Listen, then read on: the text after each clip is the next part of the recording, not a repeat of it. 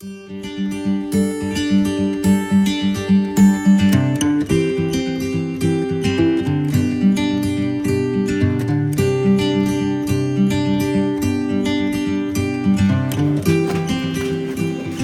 right. Okay, good afternoon. Session 3, EMS training, energy management system. I'm going to just go through quick agenda stuff, most of the typical things, but I want to keep it and just make sure that it stays relevant to what we're talking about. So, video recording is in progress back in the corner, and we're also recording the screen. So that link, if you hit it, is now last week's, or Tuesday's session. You guys should really watch that one. It's where we videoed that screen, and then we put like this video down in the corner, so I think it works pretty well. You can follow it really easily and really see what we were talking about. When Michael's pointing, you can see it on the screen in front of you. You should check those out and give me some feedback. If you think there's a different format that might be more useful for you later, we can tweak it. So please do let me know on that. There's a sign-in sheet that I think I left back here on the desk. I'll pass that guy around. And I gave out the evaluations. Nothing's changed on those, but thank you for the input. Those are useful. So we've got 90 minutes. I'm going to get right to it because I know we kind of ran short on time last time, and we got some really important stuff to cover today. So I'm just going to quickly cover the follow-up items, and then we're going to dive right into patient room controls, right? So along with that patient room controls, we're going to be covering kind of this second piece, which is the navigation and overview, the remainder of what's left in terms of trending and alarms and reports, and the other pieces and parts of the system itself. We'll kind of do those in the context of the patient room controls. So some real quick follow-up items that I had written down and want to make sure we followed up on. So the floor plan colors, we talked about this, right? How's that working? Have you guys had a chance to play with it at all? Any feedback? Do we like that? Do we absolutely hate that? Are we learning it? Is it growing on us? What's the verdict? Any commentary yet? Learning it? Working okay? I mean, once you get how it works, it kind of works okay. Any specific tweaks you've seen yet that you like? Okay. Keep playing with it and keep giving us that feedback, right? We're going to be together for the next 5 weeks doing this. So as you are getting more and more into the system, please just let us know the stuff that comes up. Thermostat and quantity locations, we're going through and doing that. That was just something we noticed, or Scott had noticed that some of the thermostats aren't quite represented right. So we're going through marking up some plans. We'll give those to Michael. We'll get them updated next week, and they'll be more accurate for you. Labels on the VAV tags, labels on the ceiling for the VAVs, right? So ST101, ST102, we're going to start that tomorrow. Should have that done by the end of next week throughout the whole building. Floor plans on the VAV documentation links. Michael's going to actually demo that. You don't need to do it right now. We'll do that kind of first, but we got some of them uploaded to some of the different, I don't think we actually did the second floor yet, so we'll continue to do that, but I think we already looked at the central plant and that it has the floor plan uplinked to it. It's that same thing, so we may look at that, but we need to get the floor plan uploaded for you. And the question that we had was, we were thinking about it, it might make more sense to upload the VAV floor plan to the floor plan. So when you're looking at the overall, or does it make sense to put it in the VAV, and when you're digging into the details of that VAV, hit that floor plan link? Something to ponder. We can do it either way. Depends on, it's kind of a question of workflow, right? When do you need it? And as soon as you need it, we want it right there for you on a link. So we can think about that and come back to it. But we'll get them uploaded, and then we'll look at them and see how they work, right? We'll kind of test it out in here. VAV controller change out. So the request was made to kind of look at these controllers and how they get changed out, how easy that is to do. So Michael brought one with us. We'll take a look and kind of demo that today. Any additional things since last time? And I know that we're like flooding you with other information in between these EMS sessions. Last time we looked at, hey, how are the VAVs set up in the graphics, right? How do you change the set points? What do the set points mean? We started to go through some of the controls and the logic that is actually in those things. Anything pop out at you since that time that we need to answer for you? It's okay if it comes up, just let me know. I always want to take a pause and see if there's anything else out there or anything that I missed following up on. Okay. Jot them down, right? We'll cover them at the end, and I'll pick them up for you for next time. So, learning objectives for today, very simple, right? We're going to understand the sequence of operation for the patient room VAVs. We're going to go through what the design says to do. We're going to talk about, do we like that? And does it work? And then the second piece is just be able to navigate and use the trends, reports, alarms, and properties of the equipment, right, in general. So we're gonna talk specifically about VAVs, but those parts and pieces apply across the board to each piece of equipment. So with that, I will end my presentation and give it over to Michael. So do you want to do those three things first to address from last time, the controller and everything? Yeah, that'd be fine, yeah. So let's, I think you can just close that, you just X out of there. There you go. Yeah. so Corey, we try to upload, we're having some trouble with the remote desktop connection to get in, because this is one of the things on the document server, we have, the part of web control, we have to upload it. So if you click on, this will be similar to what we plan to put on the page. So if you go to the chill water system and you go to the documentation down over here in the corner, it just kind of pulls up the plant layout. So if you can imagine the actual floor plan drawing that shows the typical VAV location, instead of showing a chiller, where this would be with all the mechanical drawing of the VAVs. So that's what we talked about last time, as opposed to putting it on, because of the quantity of the number of equipment, we put it on the,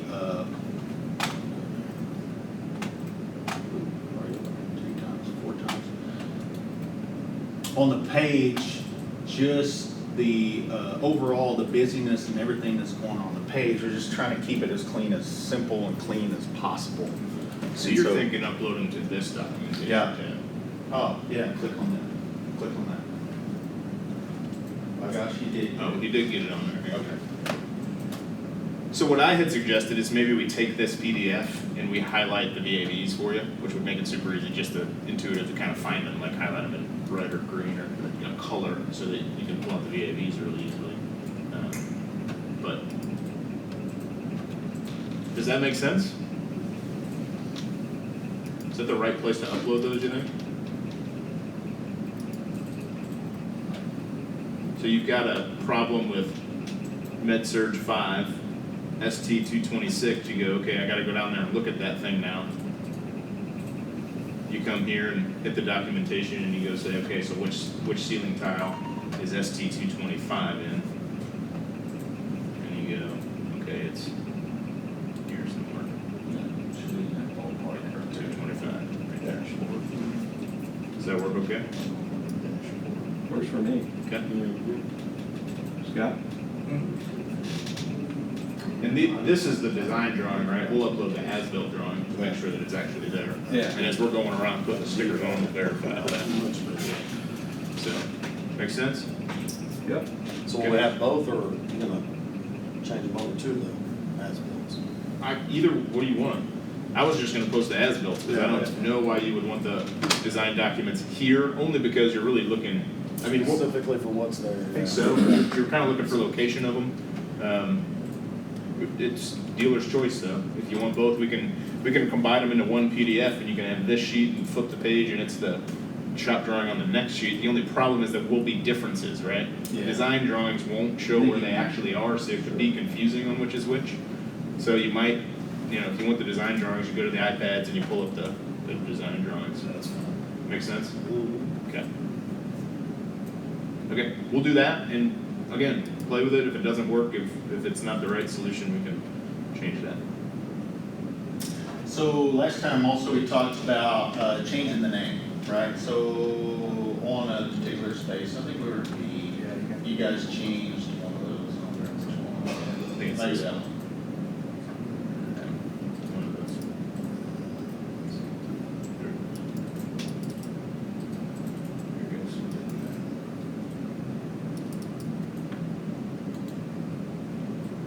So we're doing some digging, trying to figure out how, if possible, we can make that work. There's a way to do it. So there's a workaround that we have that we can make it work. We end up removing the name itself, and then you end up you'd have to change it in 2 places.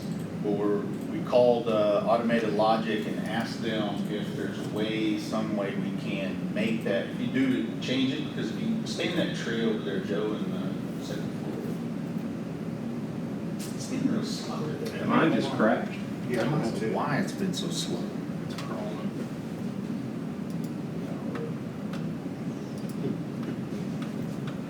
Yeah, I was down there earlier and was messing with the pharmacy, and it's just like, I don't know if it's a network or what, it's just like,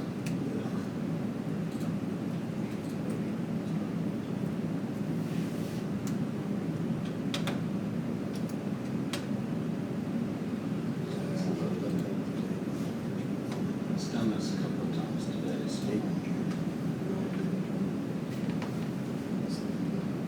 There it is. Just gonna slide that over. I think we named it, What is this? 293. 293, yeah. You're still working, guys? No? I just logged off and turned to log back in, and it's I'm just waiting, waiting.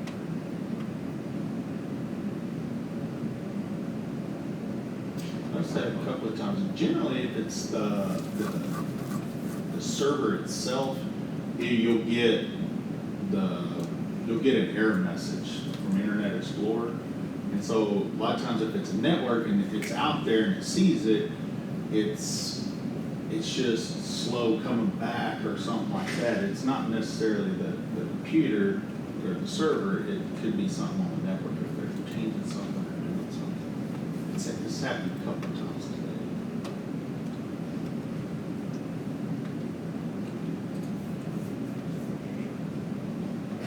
Come on. Anyway, so when you change it right now, like I showed you here the other day, it will change it in the tree. Fortunately, it doesn't change it on the graphics page.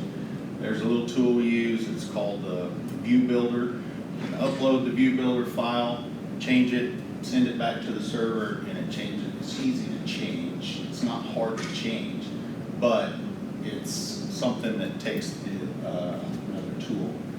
If you already got all the tools on the server, you can load this same tool because it already came with the server on any other machine and do it that way. But we're trying to see if automated logic can figure out something, because they build applications all the time that go along with web control because it's web-based, and so you just can build apps for it. So hopefully next Tuesday I'll either have a yes, we can do that in one spot, or here's a simple way to do it, but we're digging into it. It can be done. It's just right now it's going to take a couple of steps.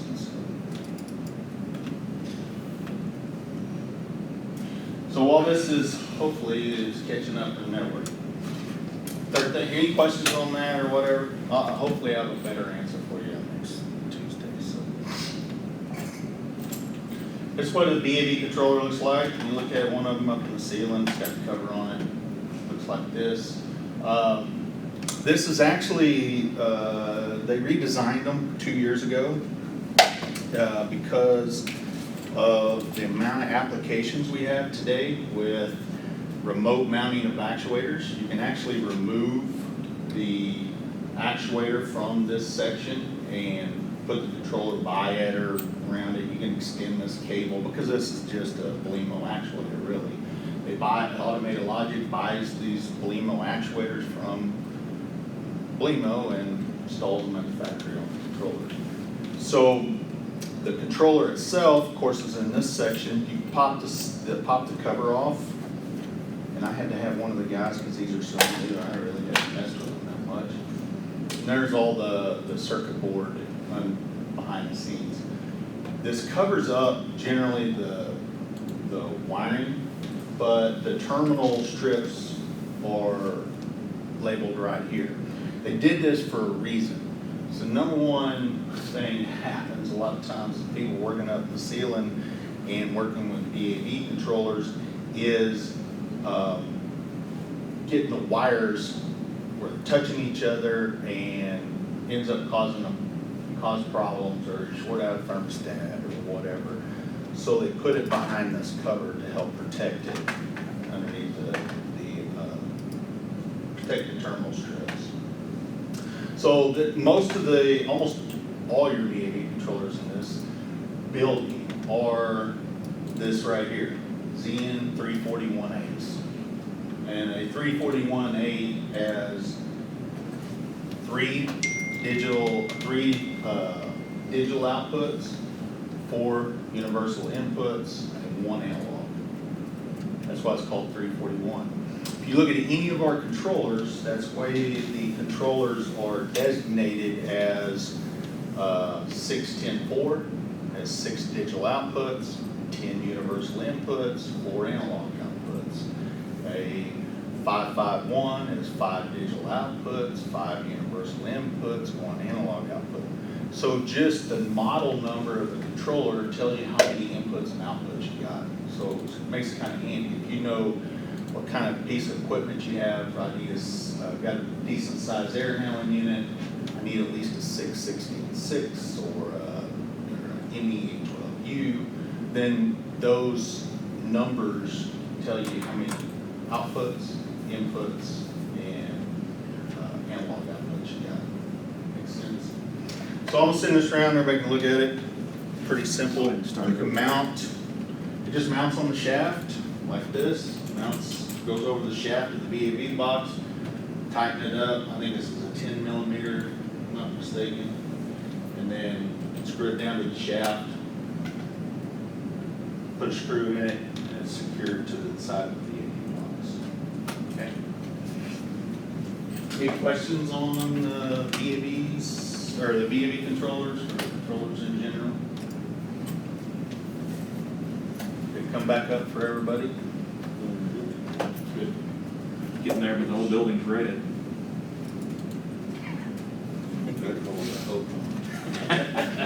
I gotta go. Joe, you'll have to finish this. Okay, so last time, any questions on those 3 items before I take off? So let's talk about the sequence, and then we'll jump in and get back on the tabs and like we were talking about before. So the sequence, and this of course is what we submitted and what was on the design documents. It's not as built. So we're gonna read across a couple of things that are a little different in the sequence of operation. We broke up the sequence based on different sections, but this particular VAV, the supplier terminal mode of operation, should be occupied, standby, or unoccupied based on the schedule communicated from the EMS. Right there, they're occupied all the time, right? There was it's an original sequence, and before we met with Josh, when we were talking through with TME, that was removed.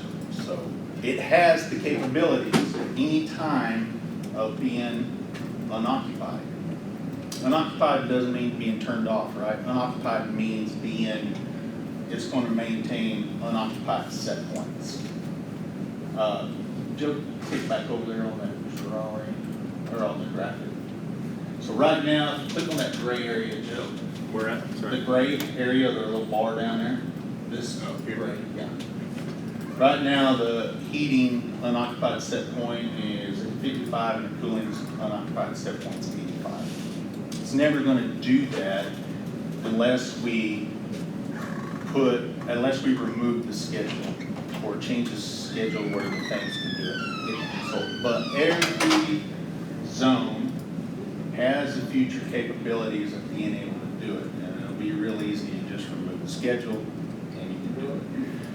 We debated on, even because after talking to Josh and TME, completely making it where we're moving it from the program. However, there's always things happen in the future you don't know what's going to happen. So let's say in the new building, let's say something happens, end up not even, and kind of for lack of a better term, mothball the 6th floor. We can unoccupy that whole 6th floor, save the utility costs and everything else, and then just have the VAVs maintain some kind of normal or some kind of temps up there so that humidity doesn't damage the spaces or equipment and things like that. So I just wanted to cover that. So the sequence says it's there, but it will, the revised sequence on the drawings won't be there. All right. You can click back over the sequence.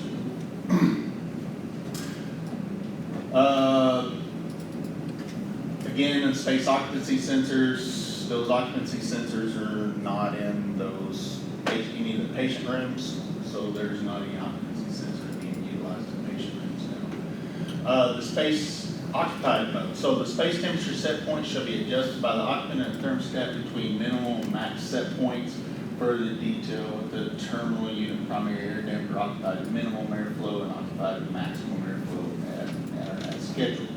The space cooling set point shall be equal to the space temperature set point plus 1 degree, and the space heating set point shall be equal to the space temperature set point minus 1 degree. Again, it's different because we've been working with TME. We were able to say, okay, what if we, to take advantage of the colors, we put a cooling and heating set point in, and we just had that same 2 degree dead band. You still have the same 2 degree dead band the way we got it, we set it 72 and 70, right? It's just the difference is instead of having set point here, and you have a dead band 1 degree up and 1 degree below, we got a dead band between our heating and cooling set point. That makes sense? Same but different. Standby mode, no longer gonna, it was no longer there. The occupancy sensor, unoccupied mode is no longer there. So we scroll on down to terminal unit operation. So an increase in space temperature above the space cooling set point, the supplier terminal primary air damper shall be modulated between minimum cooling and cooling maximum airflow. Rates to satisfy the cooling demand based on the mode of operation. On the increase in space temperature below the space cooling set point, the supplier terminal unit primary air damper shall maintain the cooling minimum airflow rates based on the mode of operation. So let's jump over to the VAV real quick. So let's test this out. Let's make sure that it's going to fit. So let's go find a, well, we're not going to go far anyway. So let's, y'all go up to right now the cooling set point 74 where we're in heating mode. Let's go find another one that's not a full heat. Don't mess with somebody's space. Preferably like a green. So.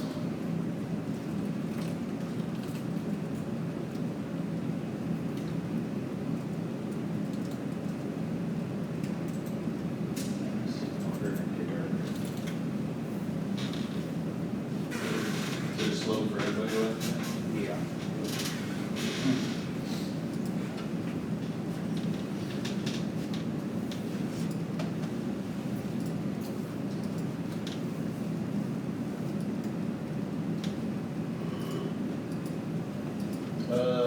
Yeah, bit 6.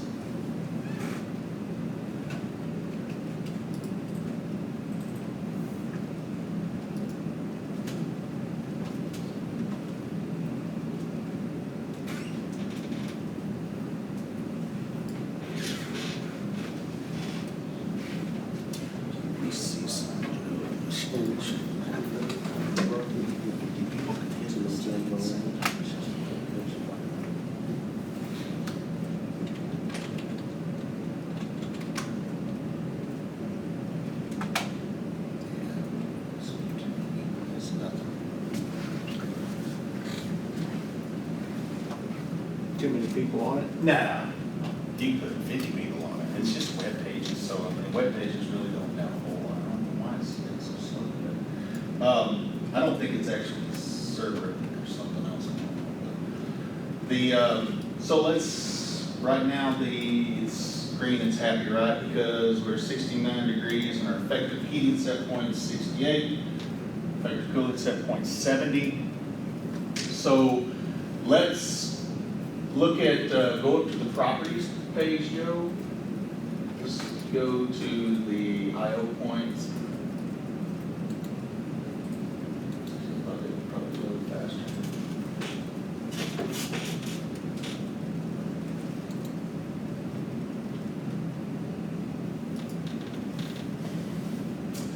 Click on flow control over there on the left. So you remember last week we were right here, go to details.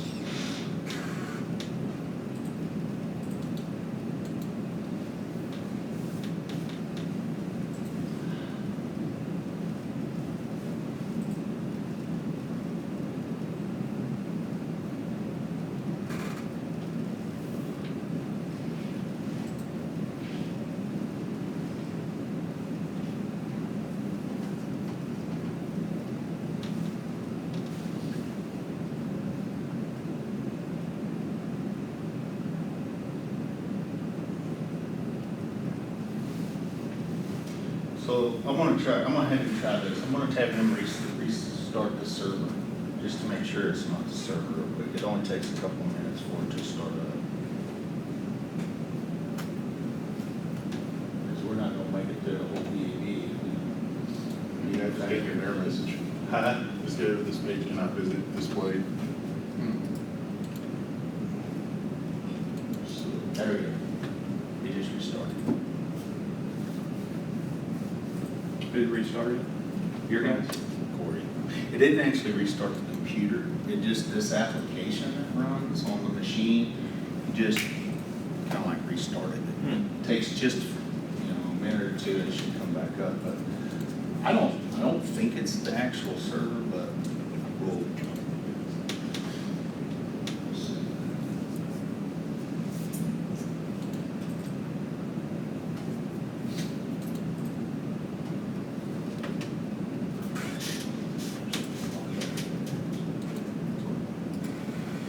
Technology here.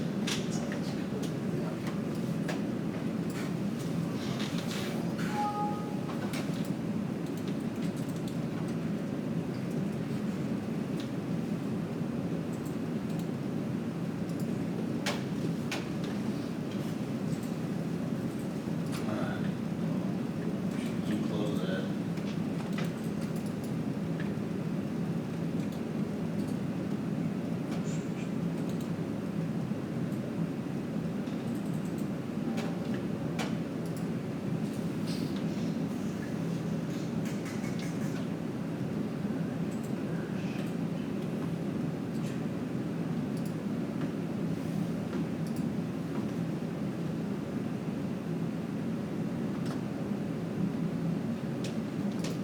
See, that's why I don't think it's the serve, the actual web applications more on that.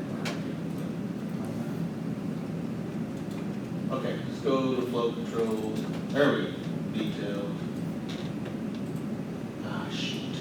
All right, so the goal is we need to go find a VAV that's got different set points. Remember yesterday when we were looking at the ones, so these are all constant volume.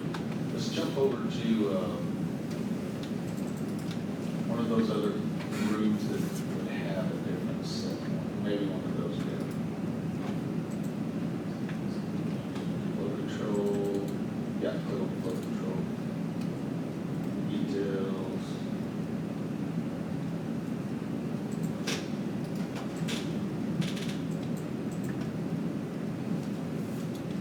There we go. So remember the last time we were talking cooling max, based on that sequence a while ago, we were talking about there's heating max, occupied min, unoccupied min airflow, auxiliary min heat. These numbers all came from TME, which we plugged in and the testing milestones went and calibrated the VAV boxes. So let's close out of there, Joe, and go back to the graphics page. This zone was green, wasn't it? Okay, so let's go ahead and hit download up there. Okay. Go to the, just give us a second.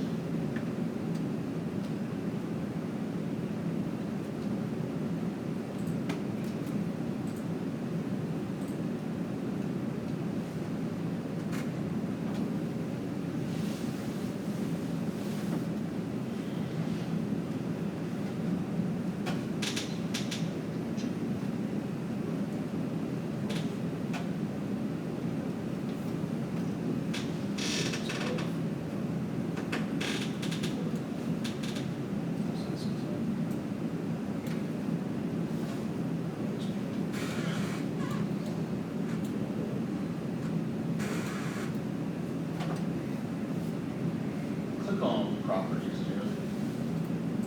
And when this gets done, I guess we go. How many of you guys is at the house? Y'all let your wife touch the thermostat? Just told mine yesterday, I'm gonna put a lock. Yeah, right. Yeah, because it's always up, it's always down, it's always up, always down, yeah. It just depends on, how many hot flashes he's had and everything else, right? So, what I want to show you here in just a second is if the occupant goes into the thermostat and they adjust that thermostat up 4 degrees. You know, last time we said we'd give them 4 degrees, whether give them 4 degrees, 6 degrees, we can change that, right? If they adjust it up 4 degrees, that box is immediately gonna go to max airflow set point. It just, because you're so far off the dead band and everything else, it's just gonna immediately go to the max airflow set point. So let's click on the graphics, Joe, graphics tab. You know, so you notice right now our VAV box is cooling set point 72, heating set point 70. We're at 71.9 degrees in the space, right? So let's go to the properties page, and let's, right here, over here, by this lock right here, Joe, I want you to throw in, click on that, and then make it 72.2. And then hit OK at the top. Could have been wrong. 72. Hit accept. I did. Very good. So set point is 372. 375. That set point is going to start creeping up. It's not going to automatically go all the way to max cooling all at one time. So if we were sitting there and the airflow set point is at like 280 and you just get above the coolant set point, it's going to just start creeping up. It uses PID control. What I'm trying to show you is if they adjust it up just a little, a half degree or a degree, the VAV box won't go all the way to max. It'll start creeping up, and it may take it just a little bit of time to get there. If they throw it up 2 or 3 degrees, it's going to go there immediately. So based on the sequence, you can click back over on the sequence, Joe. The increase in space temperature above the cooling set point, splatter terminal primary damper will modulate between cooling minimum and the cooling maximum. So what I wanted to show you is it's just going to gradually go up there unless they run it up quite a bit. Does that make sense? Because a lot of people automatically think as soon as you get above that cooling set point that you're already at your max cooling set point, and it's not max CFM, and that's not the case. It will gradually go. So the space temperature remains, okay, so any questions on how that gets to max, or the max cooling set point, or what the max cooling set point is, that part of the sequence? Okay, the primary damper will modulate between minimum cooling, max cooling airflow rates to satisfy the cooling demand based on the motor operation. A decrease in space temperature below the space cooling set point, splatter terminal unit, primary damper shall maintain the cooling minimum airflow rates based on the mode of operation. So let's jump back over to the VAV. Go to the properties. And then let's change that set point, or let's change that to 71. So that zone temperature just went to 71.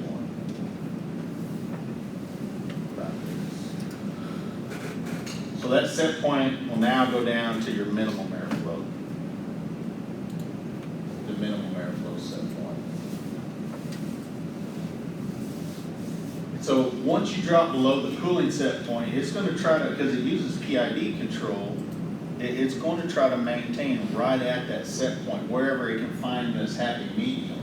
So that airflow set point will go up, go up, go up, go up, until you match the space temperature, and then once it catches it, it's going to try to maintain that. The most efficient we can be in the space is when we have our air conditioning equipment and our loads match the load in the zone. Exactly. So if we can maintain just enough air in here, just enough cool air in here to maintain a constant 72 all the time, There's nothing, you can't get any more efficient energy-wise than that. And so that's what the sequence of operation and the VAV is gonna try to do, is get to that point and stop. If we can find that happy medium, it'll stop and control it right there. If it keeps increasing, you add more people to the room, it's gonna go up. You get down to the minimum set point in between the dead band, we're not needing any cooling. So we drop into the middle, it should go to its minimum set point, right? So let's jump back over to the sequence. So any questions on the cooling side of it? Because really, you just got really 2 CFM set points and two CFMs that the VAV box damper tries to do. So when we're above cooling set point, it's going to open up to the max flow. When we drop down and we get below the cooling set point or in our dead band, we're going to drop to the minimum flow, right? Want to decrease the space temperature below the space heating set point, supplier terminal unit, primary damper shall maintain a heating minimum airflow rate based on the mode of operation. If the space temperature remains below the heating set point, with the supplier terminal unit at minimum airflow, the heating water control valve shall modulate to maintain the space heating set point subject to terminal unit high discharge air temperature limit of 15 degrees above the space heating set point.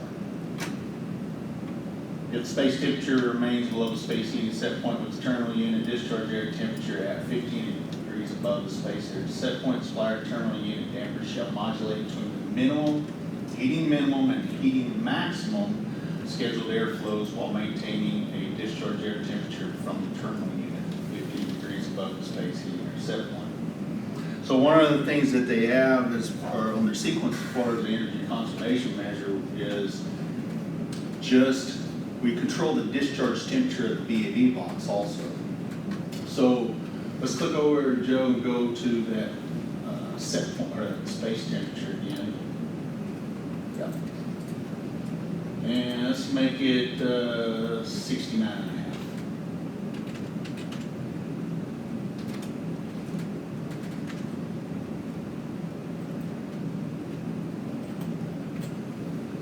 It'll go.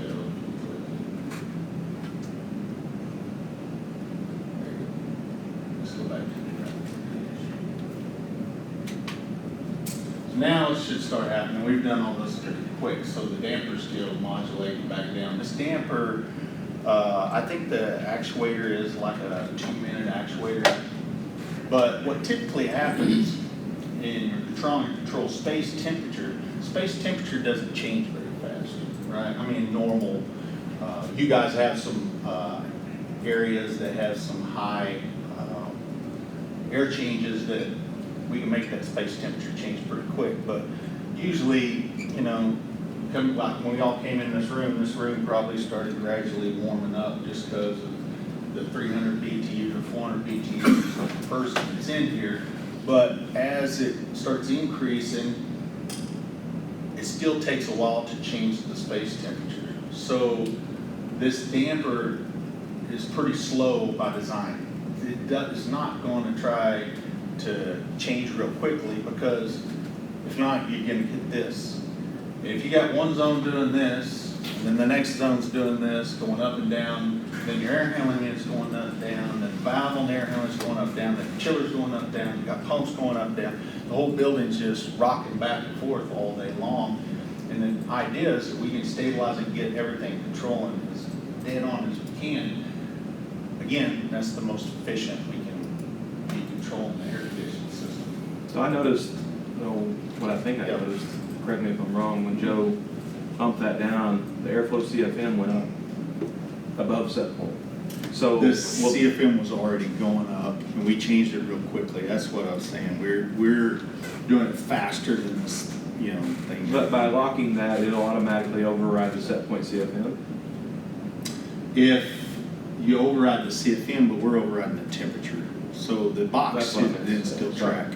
Yeah. So what happens? Here's what's happening. And that's why I was saying that it's not happening that fast. We're doing this really quickly, but if we waited long enough, it probably gave this thing like 2 or 3 minutes. we would actually see the change. Because what happens at PID, we were below set point, we went above set point, so it just was starting to ramp up, because only went 0.2 of a degree above. So it wasn't really even just getting started kicking up, because 0.2 is pretty close to set point. But we were down on the other side, and the PID has something what it's called, it's called the gain.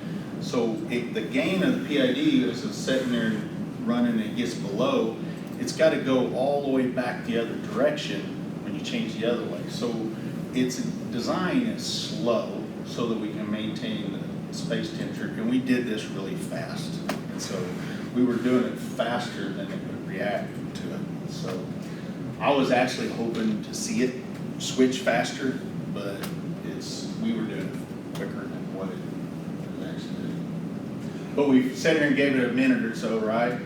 We're half a degree below set point. Notice our hot water valve started opening. So it'll gradually just start creeping up, start creeping up, start creeping up. It's going to creep up to try to warm this space temperature back up to 70 degrees, right? Because that's our heating set point. And this discharge temperature is going to max out at 15 degrees above the space temperature. So in other words, we're going to limit this hot water valve from opening any more than what it takes to get 85 degrees basically out of 84.5 degrees out of the discharge here. Because remember in the sequence of operation it said control it to 15 degrees, limit to 15 degrees above, right? Right here, limit 15 degrees above the space heating set point.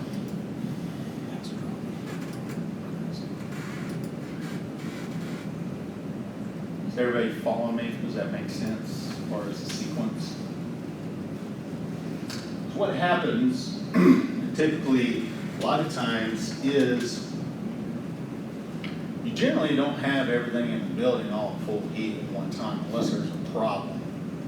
And so when I first seen this at one time, one is the energy conservation reason. Number two is it actually allows the water distribution, the heating system, to make sure everybody's got hot water. So what could happen, let's say it's 20 degrees outside, boiler's hot water system goes down, whole building starts dropping, nobody catches it until we're cold everywhere in the building. Every zone in the building is calling for full heating, right? Well, in the past, if we just allowed all the VAV boxes in the building and all the VAV controllers, water valves to go wide open, you're going to have zones that are not going to get starved. You're going to have zones that are not going to get heat in certain areas. So one of the kind of good things about having this kind of limit is if you're controlling everybody to 15 degrees above and the space temperature is 60 degrees in the space, we're just trying to get 75 out of it to start warming up, everywhere in the building is going to try to come up at the same time. So I've seen that as kind of be because this is not something that we've done and that I've done and not very often, but in the last few years on recent projects. There may be some zones that after everything's all done, we get in here in this winter, just because we've done this before, there's some zones where 15 degrees is not enough. We're going to have to bump it up a tad. There's always a road zone. You got a corner zone in the building, it's got some glass on it, and it's going to have 95 to 100 degree air temperature out of it to maintain the room when it's 20 degrees outside. It's just nature of the beast. But this is adjustable. So, in fact, let me, Joe, go over to let's go to the logic.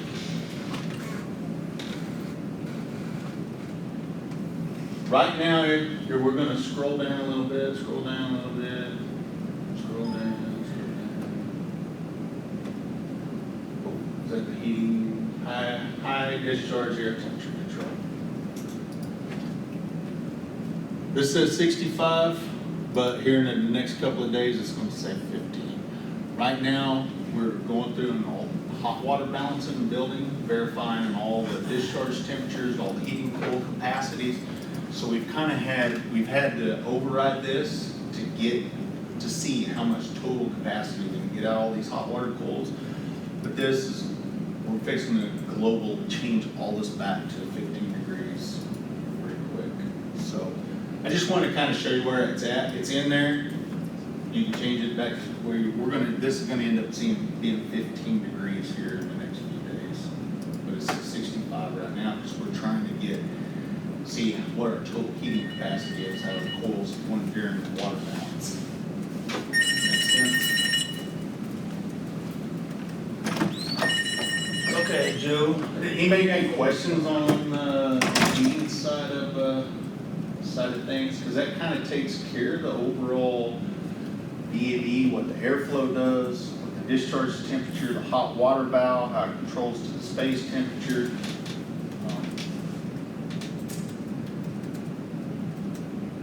Any questions?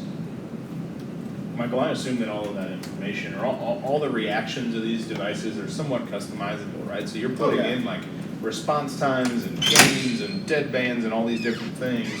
The ability of these guys to change any of those parameters really lie in changing that dead band, right? So if the 2 degree dead band is where we want it, if we move that, we're gonna see, I guess, less movement, right? There is, you can constantly tweak, the equipment, the buildings and things. In fact, let's go back over, that's a good question, Joe. Let's go back over to the deal. Let's go to the properties and, let's go to the logic, I'm sorry. And click on that blue block. Remember the last time we were here? We showed you where the blue block was, and we were looking at the sensor and how to adjust the max range that we're going to give the occupants to adjust. So you have to forgive me on these tabs. So scroll down here.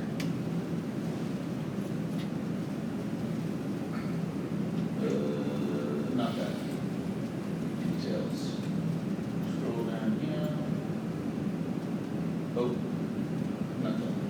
Alright, close this one. Get out of here. Yeah. Click on that orange one right there. This one? Yep. So here's your cooling PID loop adjustment. So for zones, you gotta have some kind of really tight control. 5's the most sensitive, and it's gonna change it faster. If I'd have set this to 5 a while ago, before we had done it, we would have probably seen it change quicker. 3's kind of the middle, and these are really, we don't ever have to adjust this. It really, because of the way space temperature changes, it's just something that doesn't change real fast. Unless you're in an environment that has a lot of air changes. We did a couple of laboratories, state of Oklahoma, weights and measures, where they actually have certified scales in the Department of Agriculture. They weigh or measure these scales. Well, they measure the weight, and the measurements were measured like down to the angstrom. I don't know if you ever heard what an angstrom is. Angstrom is the amount, if I was to take my razor and start at my cheekbone and shave from here to here, it's the amount the hair on this cheekbone has already grown from the time it reaches right here. Very small, minute changes, because metals can expand and contract, atoms do, based on heat. So we've got some places where we've had to have tremendously fast control to maintain, we have to maintain the space in a 3 to 4 hour period, not changing more than 1/10 of a degree, so that the metal doesn't expand or contract. So we've if you could put just the sensitivity up and down, I mean, I know you guys don't have things like that here, but you do have pharmacies that have higher changes, things like that, that the sensitivity being adjusted.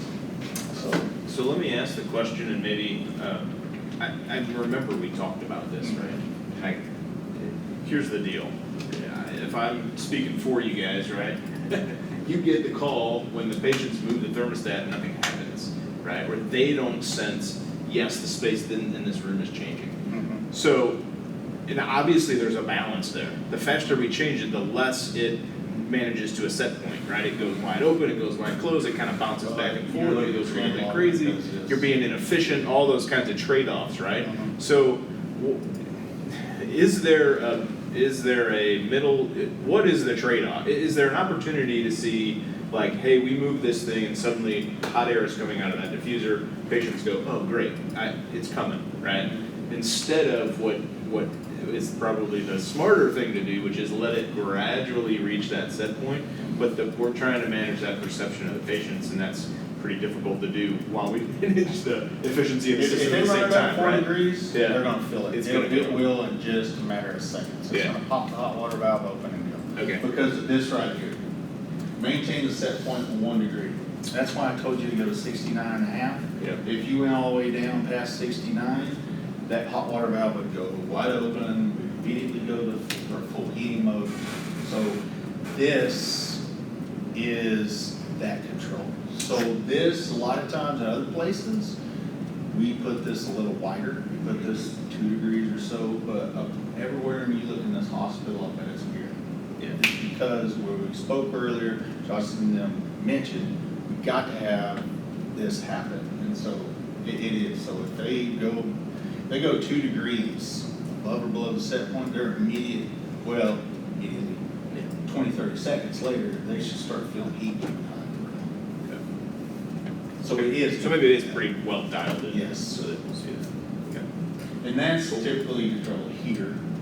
But once it gets there and how stable it is controlled like this. Right. So if it's too fast, I can put 2 in here and then the gain won't be so fast. Yeah, it won't And overshoot. won't overshoot or whatever. But overshoot is again one of those things. If it stays within a degree, people don't. They're not. I mean, that's tight. Okay. It's not within 0.1 degree, within a 3-hour period. That's the point I was trying to get to. We're dealing with human comfort, not something like that. So. Okay. Any questions over the heating control, the CFM control, the hot water valve controls? That all makes sense.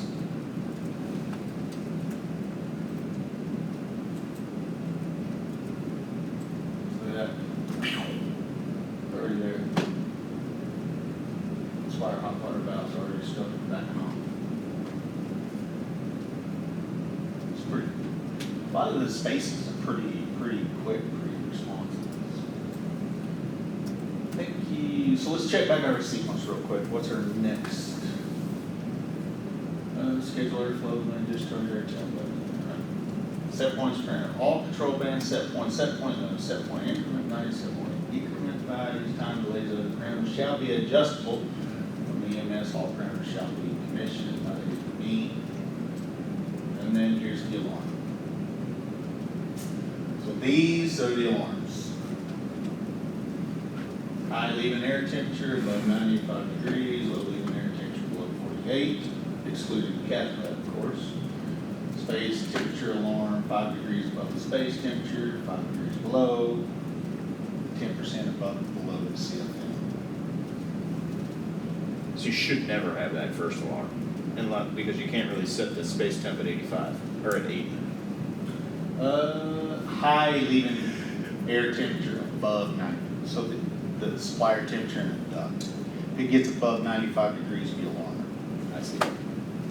But isn't that tied to the 15 degrees above the space Yes, temp? you're right. So unless you can pump that thermostat. Oh, yeah, unless you're we- right, yeah. Unless we've widened that dead band to give you 80, which that probably is. Well, then like nobody's right getting to 95. Today, I mean, there's zones out there, you go pop the hot water valve open or you override them and and make it, because I put the 65 in there, because we just don't want to mess with it until we get done test and balance it. Those will all show up. Because there's zones out there, a lot of the hot water cools got enough capacity. I mean, we're recording like 56-degree temperature rise across the coils on some. So if you think about it, 70 plus 56, I mean, you get 130-degree air out of it. So, but that's what I'm saying again, we may end up this winter having some zones we need to 15 degrees if you're going to cut it. I'm just speaking from experience. I know that's what the design team said, but it's adjustable, right? It's adjustable for a reason, because there's going to be some spaces we're probably going to have to adjust. I wished everything we do, and controls and test and balance and everything, I wish I could just turn over a perfect building. It's been through all the seasons, but you know, a lot of times we finish in the summer, we finish to do some in the winter, and so there's going to be adjustments. But we're along for the ride to help you get these settings set where you need them. So as we get there, we start having weather changes. Every year, we have a meeting with our project managers, and we look at the dates when the projects were finished, commissioned, and we pick the 3 times in other seasons to when I tell the project manager to get a technician and go check them. First cold day, first hot day, first, when that rolls around, try to go visit that building, because inevitably there's little things that we adjust. But like this says, all those set points are adjustable. Everything's changing. Anybody got any questions over the typical sequence? It's really pretty simple. It's probably very similar to what you guys have in The can spec building. the rest of the building. Are those in cans bag? No, actually, TME they do a lot of stuff it's really real good stuff, I think. So, yeah, we work with a lot of engineers around here that's do more cans bag. So. You want me to turn the camera off so you can say what you really do? No, keep going. There may be. I'm gonna have to edit Josh out now. 10 years from now. It's just for us anyway. Yeah, 10 years from now, about me and Vance, so. Let's jump back over to the VAV. Okay. All right, 30 minutes. We're gonna finish going through all these tabs and everything, right? Watch right. Yeah. Okay.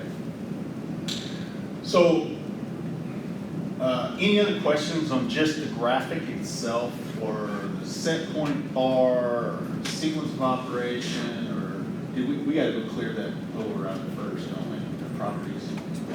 Yeah. Very good.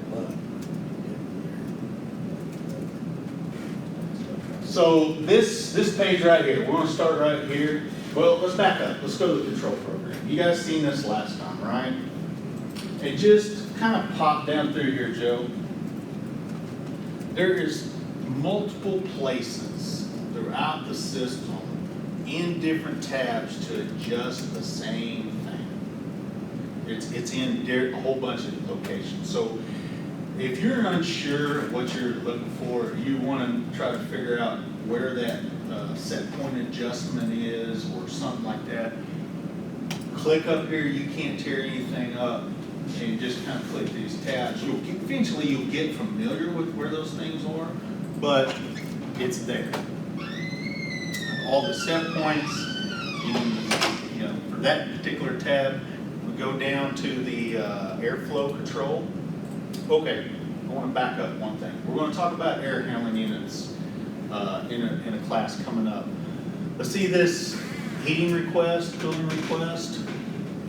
Each one of these zones tells the air handling unit what mode it's in, whether I want heating or I want cooling. And so each air handling unit's looking at the 60, 70 VAVs or 50, whatever I mean, it's on each one of them. But each one of these air handling units are looking at all those and seeing how many do I got cooling, how many do I got heating. I'm gonna make a decision on what I'm gonna run the discharge temperature at. We're gonna adjust that based on the need in the space. Again, if I can match the space, zone, cooling, heating load exactly, then that's the most efficient I can be. So that's what that request is. Flow control. See all these adjustments that are in here, things that can be changed. 99% of them you will never have to mess with. Typically, other than just space temperature adjustment and things like that. However, all these adjustments or settings are all in this control program tab. So you can just kind of click and open the rest of these.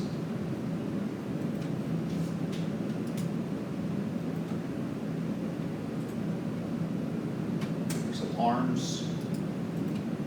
How when the alarm settings are. If you got one that's a nuisance, you want to set, delay it, add more time to it. However, it's all there. There's the zone request analytics. Discharge air temperature control, discharge air temperature alarms. Most of every adjustment is underneath these tabs on this one tab right here. Okay.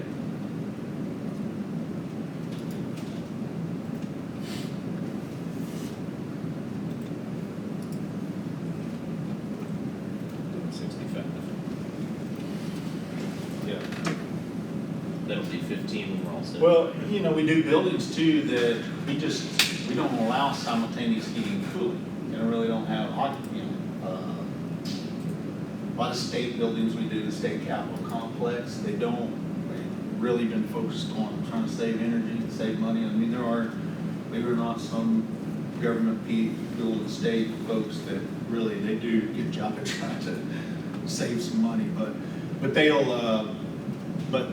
these, where am I talking about? Okay, right here. So we've got this just set to 155. If ever in the future there was areas that you just wanted to make it so that you didn't do simultaneously heating and cooling, we could kill the box from ever doing heat when the outside air temperature got above 70 degrees or 75 degrees. So there's things in there like that. We always debate on, do we just take it out, or do we leave it in there behind the scenes in case it's ever needed, something you can always go back and use. So hopefully the outside air temperature never gets to 155. If you guys are in a situation where you're in an environment where the outside or the temperature is 155, you've done some things wrong. So, Or we've done some things Yeah. right, we're still alive. yeah, right, that's true. Hey, so back up to zone temps real quick. Yes, sir. I'm looking through this. Send alarm if condition occurs 15 or more times or remains active for at least 8 hours in a 7-day period. You look at here. That seems a little wonky to me, or am I misreading that? That's an additional alarm. Okay. You're gonna get this alarm, high zone temperature alarm occurs 5 after the zone becomes red, basically. Okay. So once that temperature hits red, this 5 VAV is gonna spit out alarm. And we'll test it here in a second and show you the alarms. It's in an alarm condition if it occurs 15 or more times or remains active at least 8 hours. So if it stays above 8 hours, and we've already sent the alarm, go get the alarm once, it's gonna send it again after it's been a long time, and send it again just because when it hit that condition and it sent the alarm out, if the condition in the space had never changed, it's gonna send it out again after a period of time, just because And then does it also send notice once if it's back to normal? yes, Okay. it will send it depends on how you want. Well, mostly for air handling, right? If Yeah. We get a supply airflow high alarm of 60 degree air or something from the air handler, from the unit Yeah. itself. Then it would be nice to know, Yeah. which I have that on my list to talk about, alarms in a little bit, but it'd be nice to know when this unit actually goes back. We'll use this VAV and I'll show you how it comes through and goes out and then comes back. Okay.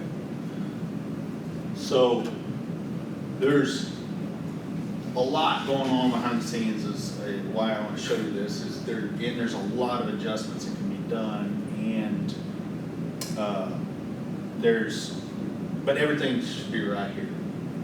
Majority of everything is right there in the control program. Any questions on all that? I just encourage you to kind of go through there, poke through there, look at all the stuff. Again, some of it is not, it's in there. We don't use it specifically for this building and the sequence, but the capabilities are there just in case you ever did want to use it in the future. Let's click on the IO points, Jill.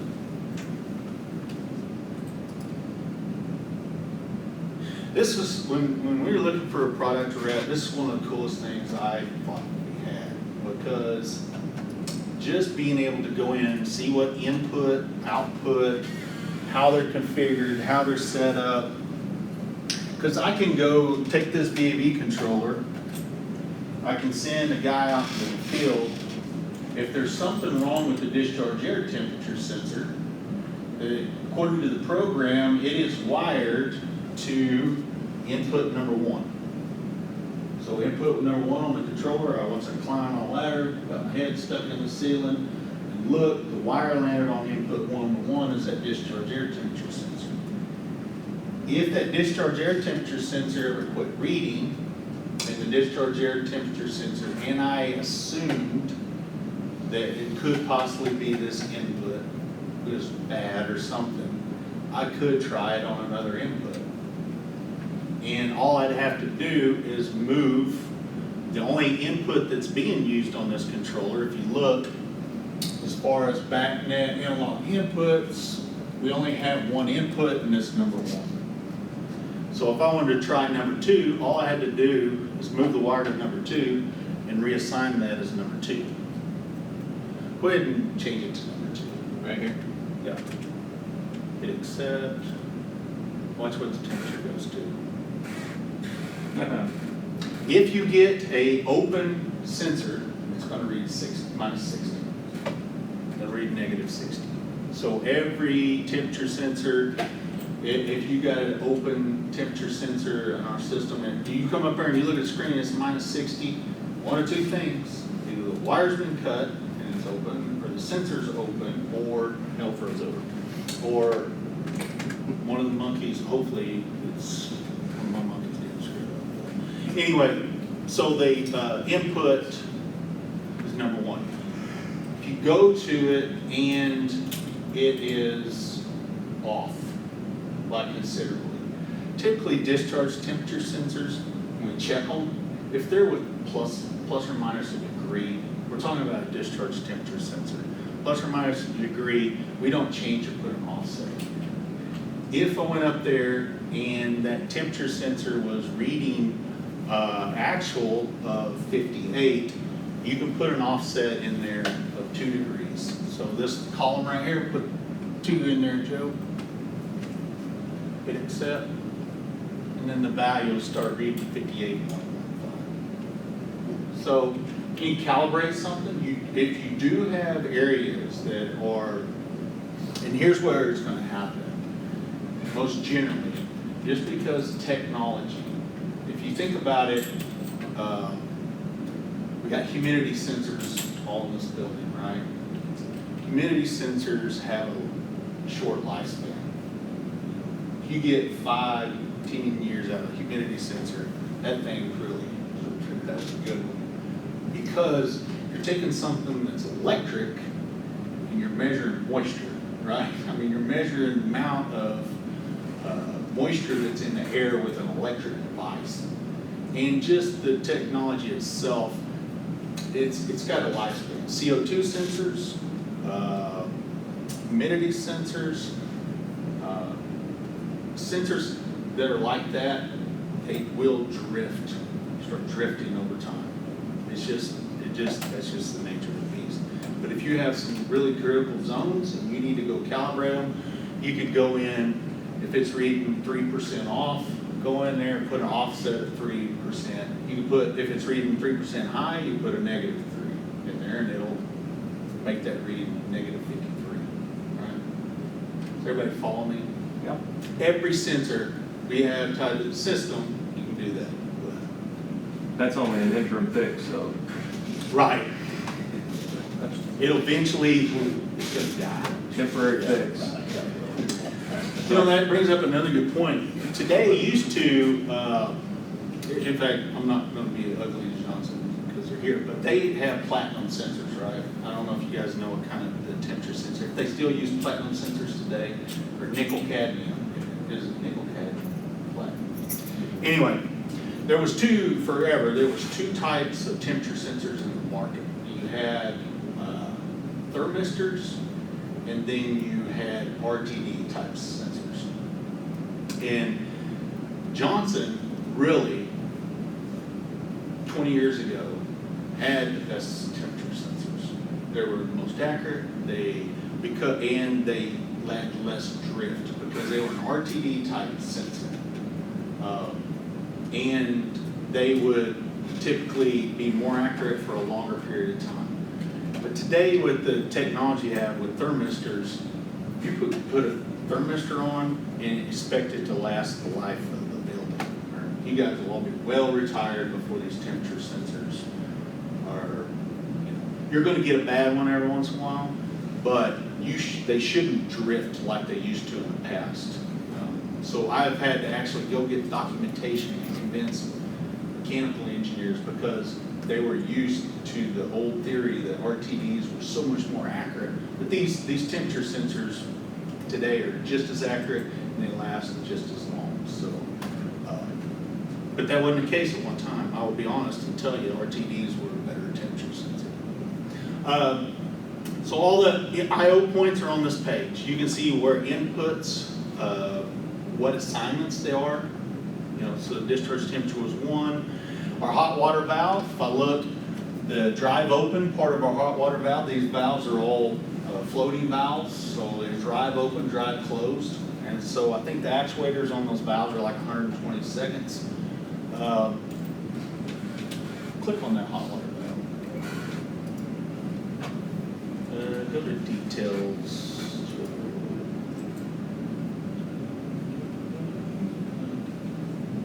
No, I lied.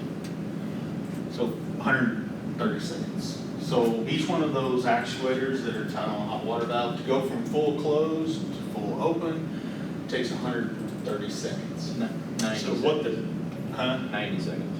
Minute 30. Oh, yes. Right. Yes, I'm sorry. No, you're right. So it's actually faster than 120 seconds. Yes, it's actually faster. So they're 90-second actuators. Okay. So you go out there and I override the hot water valve open or to 100%. Take 90 seconds for it to go full close and full open. So you see here, it's going to pulse it minimum of 3 seconds every time it pulses. So what I'm saying is 90 seconds, if you was to divide 100 into 90 seconds, that's how long it's going to pulse it. It's a drive open, drive close type actuator. All right, we can close that. Any questions on the hot water valve can be overridden from here. Almost any input, output can be changed, overridden, or tested from here. You just have to remember to unlock it and change the battery. The occupancy, you can see the occupancy, all the programs originally, because remember the sequence had occupancy sensor in the space. It's in there and it's forever on right now. By the time the end of the job gets here, we're going to decide and work with TME, do we just go ahead and remove it? Do we leave it in case there's future use? Occupancy? Yeah, because there are occupancy sensors out there that we wired to, everything's ready to go and hooked up. It's just, right now, it's not being utilized. We just got to. I foresee level 3 utilizing that option. Okay, Because it's more of a business office setting. that makes sense. Yeah. And I always like, it's better to have it, not need it, than to need it, not have it. So it's there, we just gotta, some point, and it's one of those things too, it's easy. You know, we go through an override them all, bam, you're in operation, so it's one of those things too. So. Go to, all right, 10 minutes, almost got 5 minutes, right? Alarm sources.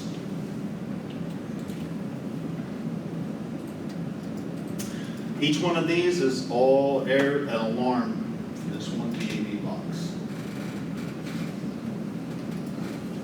If you look at this column here, yeah, keep scrolling, right. Well, look here, not all these are enabled. That old column's not enabled. A lot of them are points and things that can be alarmed if you choose to add it. So here's what's currently being alarmed. Is this list right here.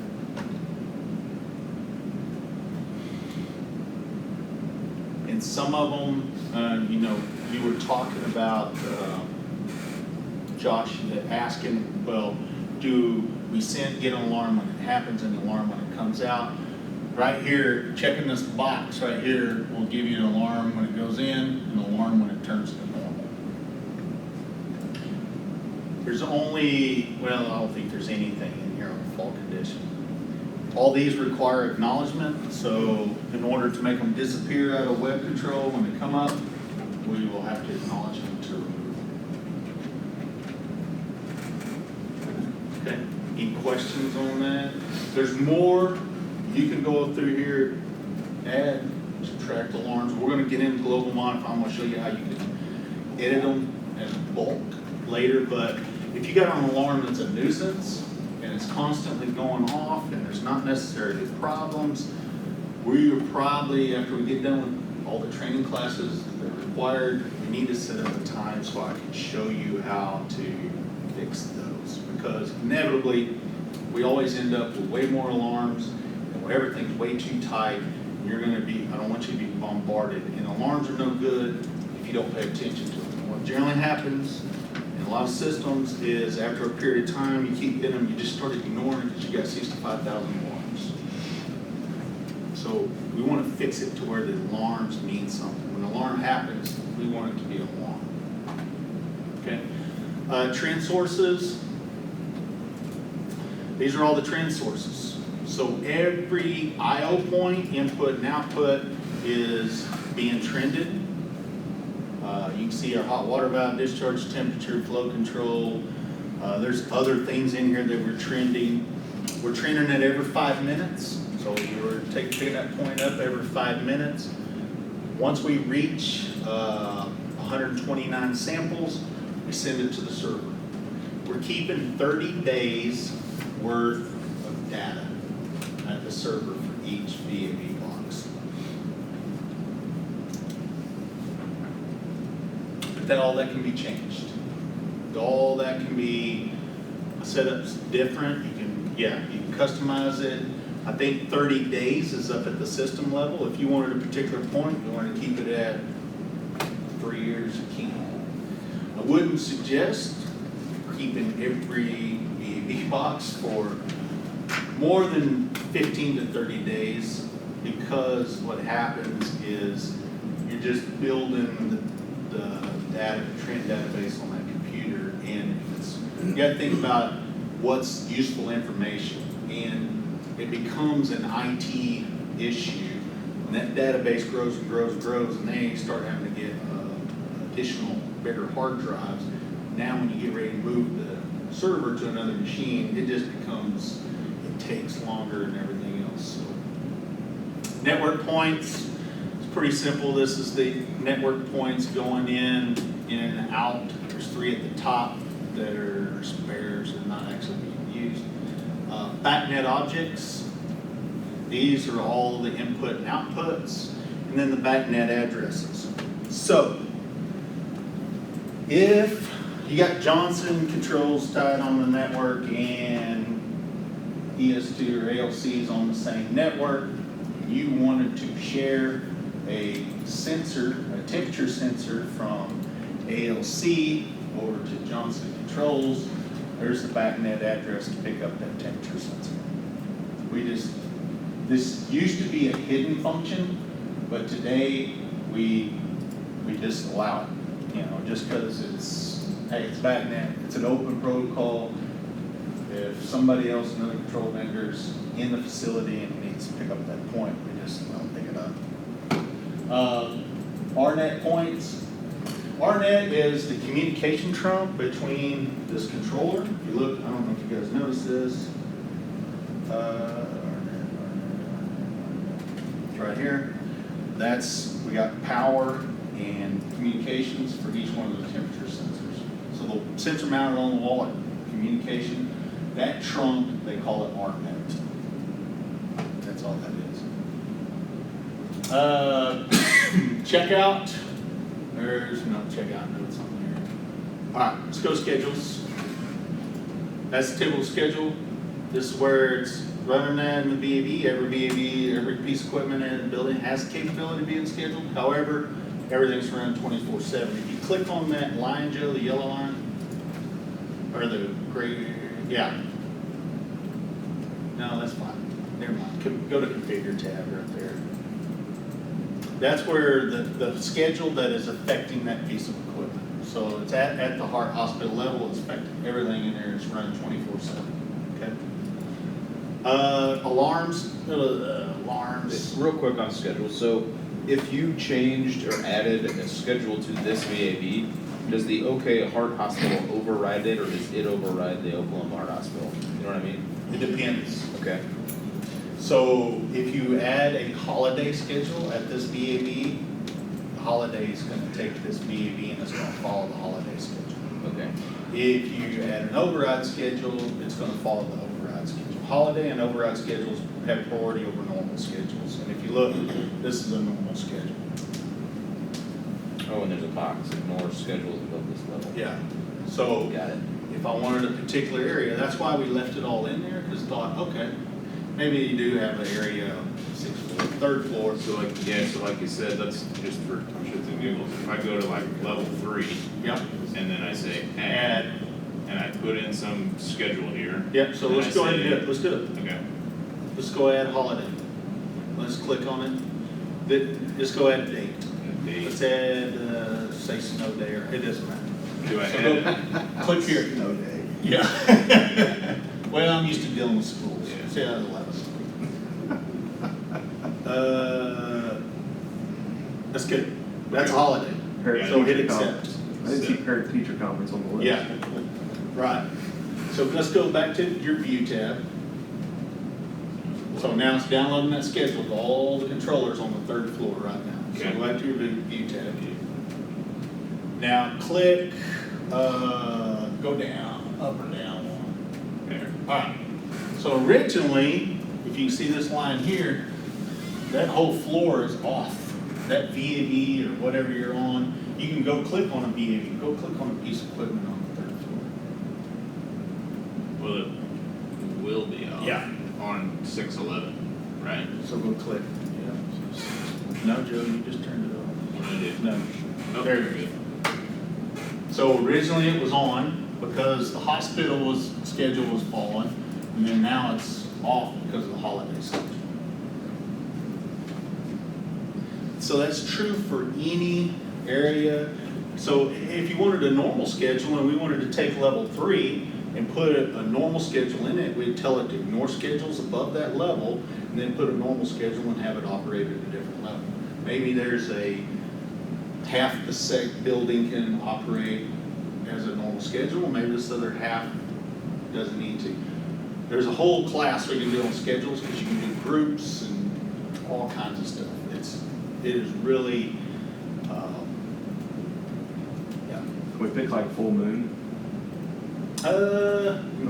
Way we can chat with some Yeah. people if we want to. Right. Make Yeah. them think they're crazy.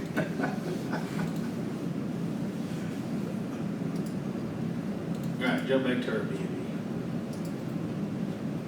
Get rid of that schedule first. He did, All right. he's good. I'll double check him after this. Send him a bill.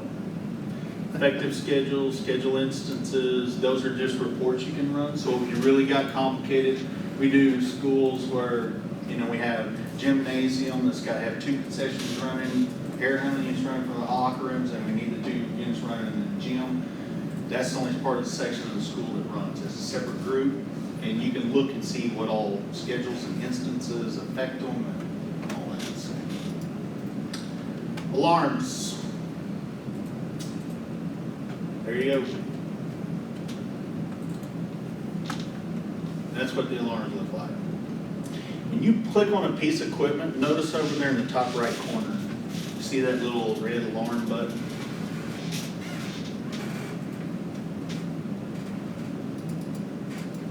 That tells you whether or not you got an alarm.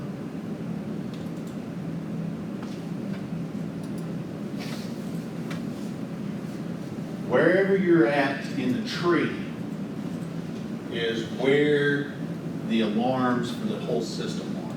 So if I want to see all the alarms for the entire building, I go to the Oklahoma Heart Hospital level at the very top, and it shows me every alarm that's come through in the entire building. And right now, there's 152,258 alarms that happened since the last time they've been cleared. But they probably never been cleared. So before we get done, we gotta clear all those. But you can see there's a zone temperature is too cool. When it comes back out of gets back into where it should be, it'll pop back up on here also. The alarms, we're going to get into that more depth later. We're going to talk about acknowledging them, group acknowledging them, clearing them all out. It's easier than the past to manage the alarms. Let's go to trends. So right here, you click on that deal, right, the button right there, there's the enabled points and disabled points. I don't know if you need any of the disabled points, but the enabled points should have just about everything you can imagine in there that's enabled that we're trending. And they should match what's up on that properties page we looked at a while ago where you can select how, when, how often, and all that jazz. Custom trends can be created again. That's another, down the road we get into alarms and trends, but it will show you how to make custom trend graphs, custom power, whatever you want to see. It's easy. So those you just got to pick on, look at them, play around with them, and we will get into how to build multi-point trend graphs. If you want to see. You can see up to 16 points simultaneously at one time. Maybe you want to look at all your air handling and discharge temperatures all at one time. We can show you how to build that tree. We can show you how to build just whatever. Of course, logic we already kind of talked about. Reports. Again, that's what I was telling Joe. The trends, the alarms, and reports. We're going to have a kind of an overall trend class 4 because when you get into reports, it's really customizable on what you want to see in the report and how you want to do it. But you can run scheduled reports. You can run a report that shoots out every day. You can run. It's really you can kind of think of it and where to point what you want. It's customizable. We'll just have to. We'll get a class on getting on that sometime. So, questions on that? Some of the stuff you're going to see over and over again. We'll get in there, handling some of it. I mean, we're knocking out some of the meat that's behind the meat and potatoes that's behind the graphics right now. Get into the air handling units and stuff, start talking about sequence. We're probably going to spend more time talking about sequences and how everything's operating and all that than some of the VAV box. But same stuff in the same place, and all the layout and everything is the same. So, any questions? Jotted down a few things. So we're required to document temperature and humidity in certain areas. And I would assume that we would set that up under reports. Yep. And that automatically generates an email to whoever we want. Yep. Okay? We need to get on that pretty quick for level 2 pharmacy, if nothing else. And what we're Are you going, just wanting, or just in the pharmacy area, or you, if you know the areas? we added before you come humidistats to for it? monitoring the entire space, right? Right, yeah. So I'd say we trimmed it all. There's 4 in there, I think there's 4 zones in there, so Yeah. you just gonna report on the 4 of those. Is it a particular time of day you need it, or is it just at the end of the day, beginning of the day, 24 hours? We're currently doing 24 hours, right?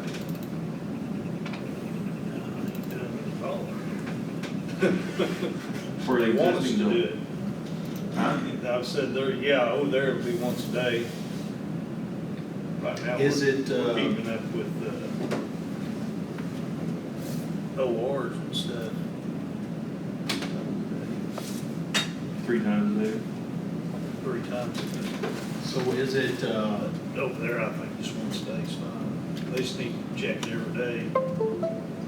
is it just a single check, or is it what it's done every 15 minutes over the last 24 hours, or is it an average every Yeah, certain amount of time? usually, if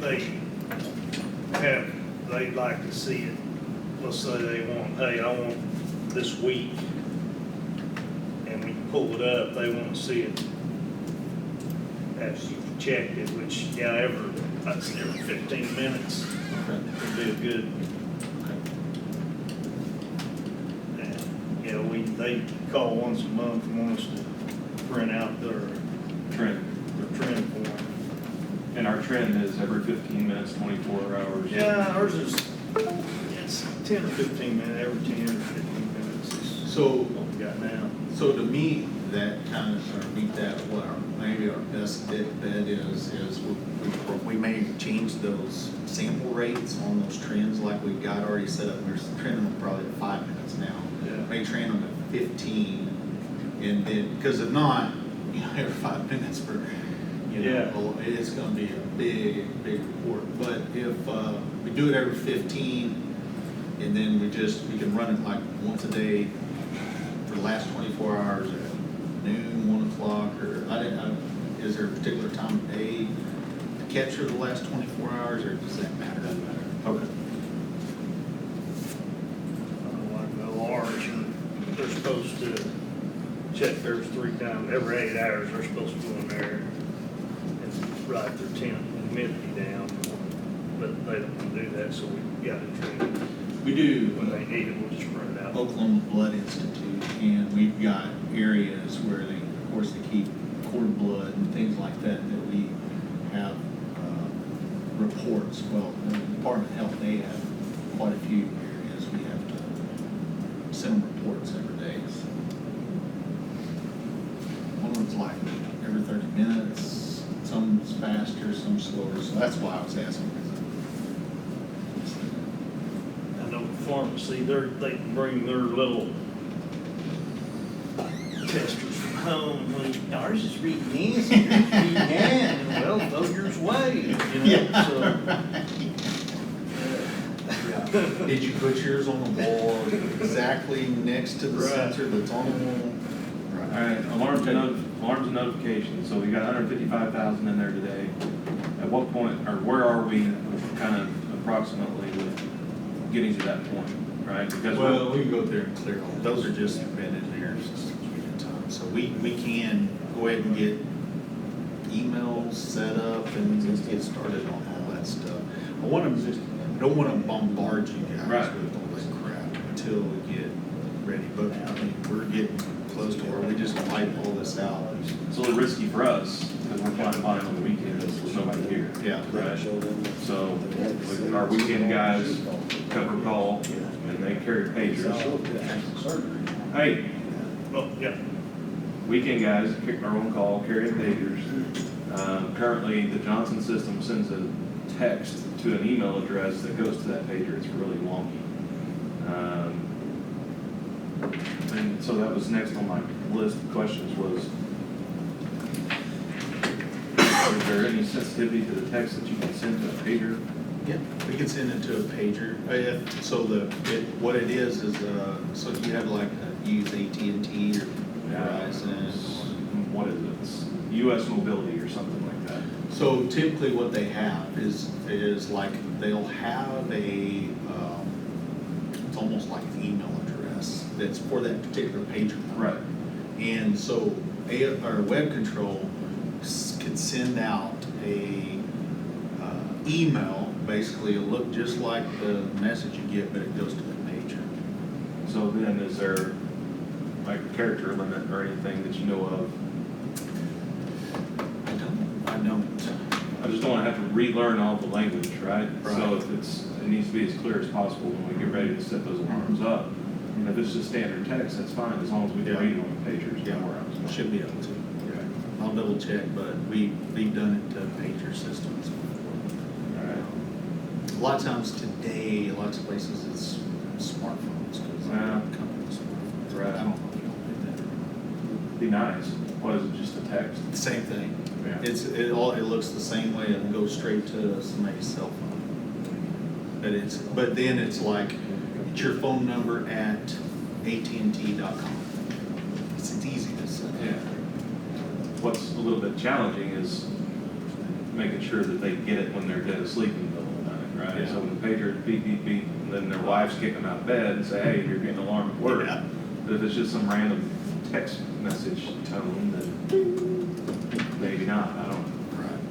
I can see that. Operationally, just trying to get our arms around it. Yeah.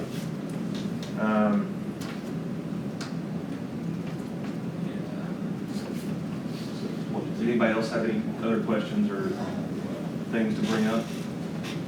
So one thing we'll need to do is work with the IT folks, because I think it works best if they can set up an email address for web control.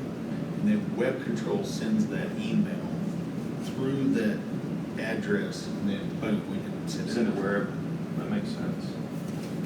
So we just work with them. They can create an email account for it. We don't have a problem if they want to set it all up, if there's, security What would it things be they're like worried web about. control at okr.com? Could be something like that, yeah. Then anybody times when they get it and it comes across, they'll know exactly what it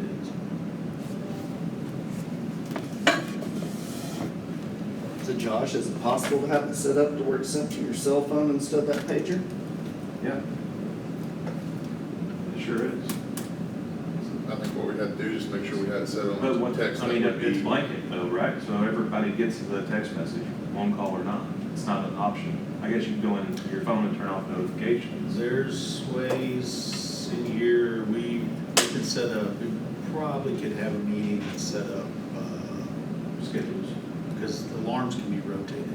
So in other words, send something, send it out, 15 minutes, it's not acknowledged or whatever, it goes to the next person, sends it out.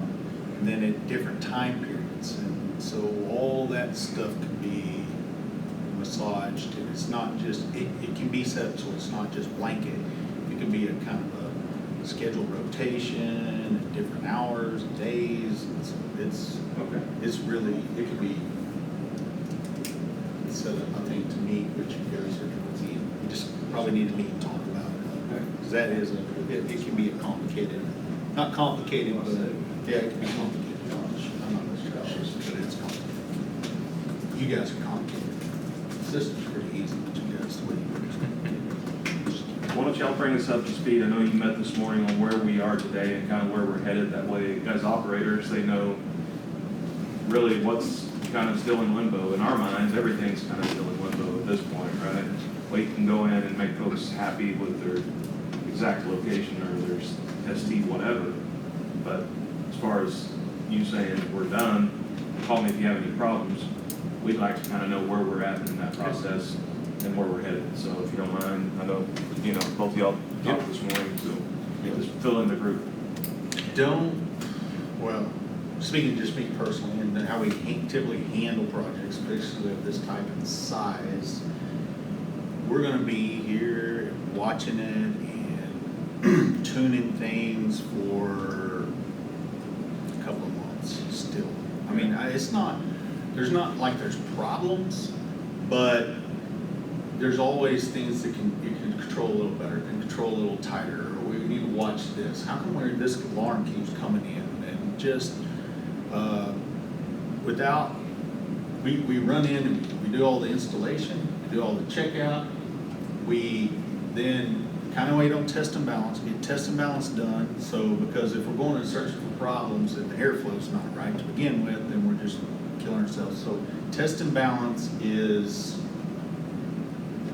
almost finished. So they are at the finish line. And so now, we're at the point now, we're going through commissioning. So commissioning goes through, and they're doing through all the sequence of operations. So we're gonna have guys out here working on commissioning until the whole commissioning process gets done.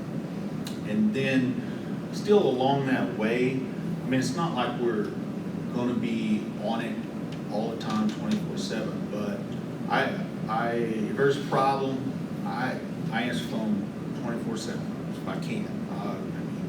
I may be on the lake in Arbuckle, and there's one little spot where if I get around this corner that I'd like to fish, that I don't get any reception. But anyway, we're gonna have somebody here just because we're really not done until you put people in the building, you see what the loads are doing, till things are actually in full-blown operation. I don't feel like we ever get finished until that time happens.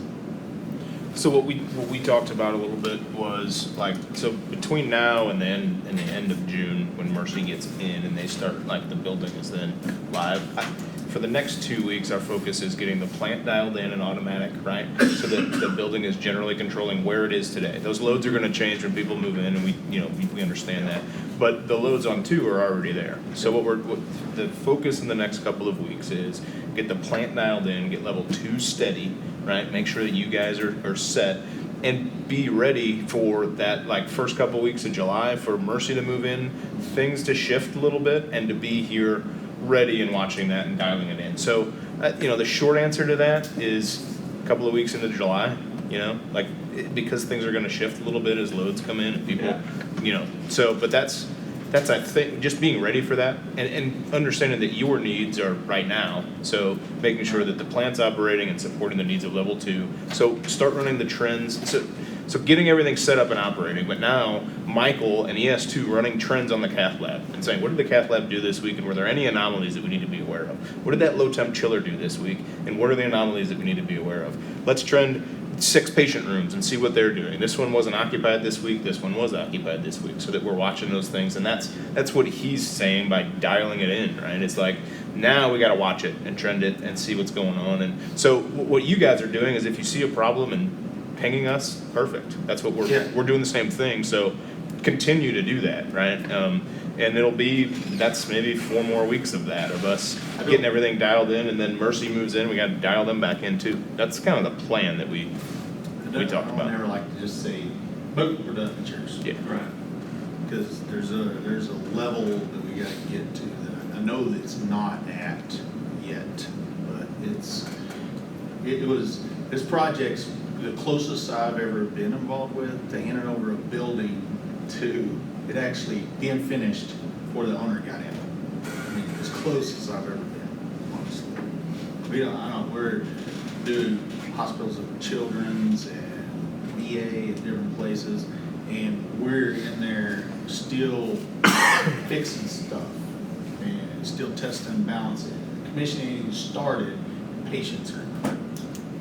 And so it's just, I think in the next few weeks, everything's gonna really come together. And you do things like, last couple of days, we finally got it to where we got enough load to bring on a second machine. And we hadn't done it yet, Right. just because of my nervousness and just turning it loose. I probably could have and just let it do it.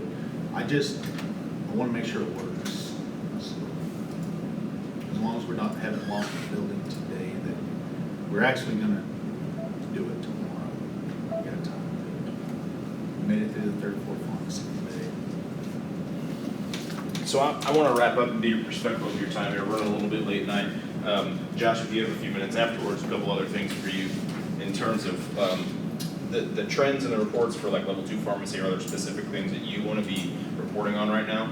Let's maybe talk here for a minute and decide, because that's maybe a smaller group of, let's get those things set up so that they're working like tomorrow or Monday. So we'll talk about that a little bit afterwards, and then the same with the alarm notifications. It seems like we need to set up a meeting with IT to talk about that like quickly, so we can get that operating too, and that, you know, we don't need to do that with the whole group in a session, right? We just need to train some of you, maybe all of you, in how that works, so that we can get that process set up. The agenda for Tuesday, right now, so this is the 3 sessions that we've hit. This is pretty close to the things that we've been hitting and talking about. The review of VAV types was really geared towards like all of the VAV types. We've hit patient rooms. There's a few variations to that. Well, there's 23 variations to that, some of which we're down here anyway next week. So we're supposed to continue to talk about the VAVs and the different critical area operations, and we'll do that next week. I don't think we'll get it in next session, so we'll probably just shift everything a week and make this 2 sessions to get through kind of the sequence of operations for these critical areas, right? Operating rooms, your cath lab, the pharmacies, both on 2 and 3, the isolation rooms, and make sure that you guys understand those sequence of operations first, and then we'll carry on. So I think we got to work some of this other stuff, the trends and the alarms and the time lapse and that stuff back into this agenda. You know, we've hit it at a pretty high level, but like the clicks and buttons of how to actually do that stuff, there's more information there. Like Michael's saying, we need to sit down. And again, that may be better, and not everybody needs to know that level of information. Maybe there's 2 or 3 of you that will be programming those trends and reports, and that might work better as a work session.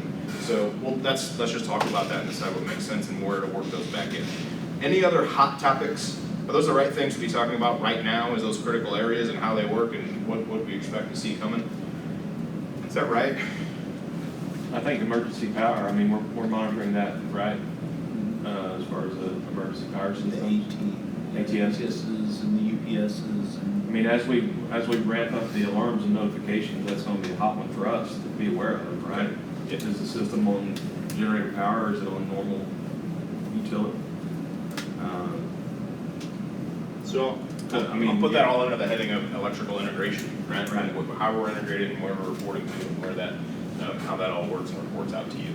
So we'll put that on the agenda. Yeah, plant utilities, Yeah. and then critical areas, Yep. certainly all in the same bucket. Yeah, and we're really, I mean, think about this and let us. Domestic water, I mean, that's a big deal. Yeah, right? domestic water's down here. It's not for a little while though. Right. So just, if it doesn't, there's a lot of stuff, and of course air handlers are gonna become real important too. So we can decide if we wanna reorder some of this stuff, or if we wanna hit it more often. If we wanna do 3 times a week, if we wanna try and get this information to you a little bit faster, we're willing to do that too. I mean, really, high static's all we care about on there. Okay. You know? Yeah, just. If there's trips Yeah. that require manual reset, then that's Right. a priority for us. But, Okay. Yeah. Have y'all had to reset any? Y'all had to reset some of the air handlers? I haven't. Just the ER, nothing. Okay. I didn't know. Well, we've had some trips as fire dampers. It's happened. I'm just curious. There's 472, I think, if my memory serves me correctly, fire dampers in this building. 472. As you know, we get into testing and annual maintenance and inspections, I have a sneaky feeling those things are going to be a headache for us. So, There's some areas I think we can help you with the root monitor much of It's a lot. Yeah. It's a lot of papers. it's insane. Okay, anything That else? was a problem. Probably fried for the day, fried for the week. Oh shit, it's only Thursday. Another day. Take 2 minutes and fill out those evaluations for me if you don't mind doing that. And if there is anything else that you'd like to cover, or if you think you suck at this, let us know. We'd love to know. So we can improve. We'll just tell you that. We're Yeah, not- just don't be shy. Just throw that shitty koozie hat back at me. I tried so hard. Okay, good. I'm good. If you guys are good, anything else, we'll get back together Tuesday. One note, we had boiler training.